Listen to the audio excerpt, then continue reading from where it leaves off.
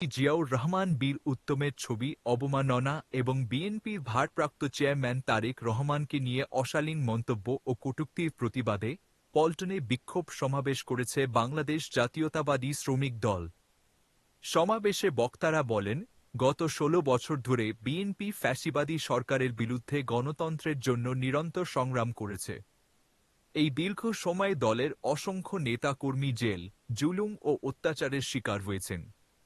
অনেকেই জীবন দিতে হয়েছে। বক্তারা আরও বলেন, যারা আজ বিএনপিকে বিতর্কিত করতে চাইছে তারা কোনোভাবেই গণতন্ত্রের পক্ষের শক্তি হতে পারে না। তারা অভিযোগ করেন যে একটি চক্র ধারাবাহিকভাবে বিএনপির বিরুদ্ধে মিথ্যাচার করে যাচ্ছে। দলের ভারপ্রাপ্ত চেয়ারম্যান তারেক রহমানকে নিয়ে একের পর এক ষড়যন্ত্রে লিপ্ত রয়েছে। আমরা দৃঢ়ভাবে বিশ্বাস করি কোনো ষড়যন্ত্রই তারেক রহমানের জনপ্রিয়তা কমাতে পারবে না।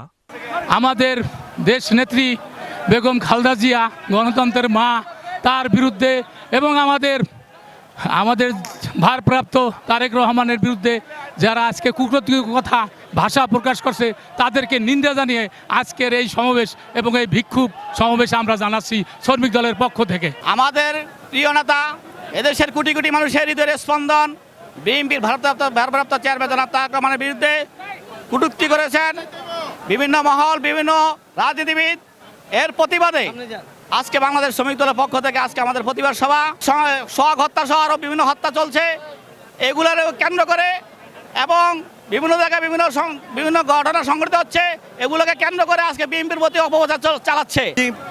শ্রমিক দল তথা বাংলাদেশ জাতীয়তাবাদী শ্রমিক দলের কেন্দ্রীয় কমিটির উদ্যোগে এবং ঢাকা মহানগরী উত্তর এবং দক্ষিণের তত্ত্বাবধানে, সর্বোপরি আমরা যে দক্ষিণের তত্ত্বাবধানে এবং ব্যাংক পাড়ার বাংলাদেশ ব্যাংক এমপ্লয়িজ ফেডারেশনের সভাপতি রফিকুল ইসলাম, কার্যকরী সভাপতি ইউসুফ আলী এবং সাধারণ সম্পাদক আবুল বাশারের নেতৃত্বে আজকে সমগ্র ব্যাংকগুলো যে সকল ব্যাংকগুলো আমরা 15টি ব্যাংক একসাথে আছি।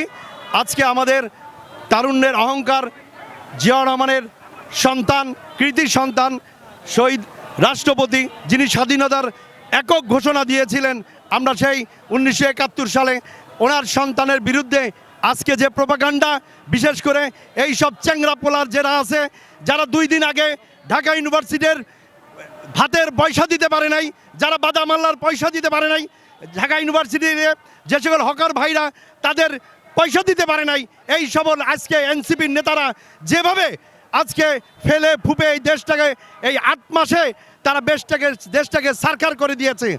তারা একক দীর্ঘ 17 বছর এই বিএনপির নেতাকর্মী এমন কেউ নাই, এমন কোনো পরিবার নাই যে এফেক্টেড হয় নাই। কেউ গুম হয়েছে, কেউ হত্যা করা হয়েছে, অথচ আজকে তারা দাবি করছে যে তারা আজকে এই স্বৈরাচার হটাইছে।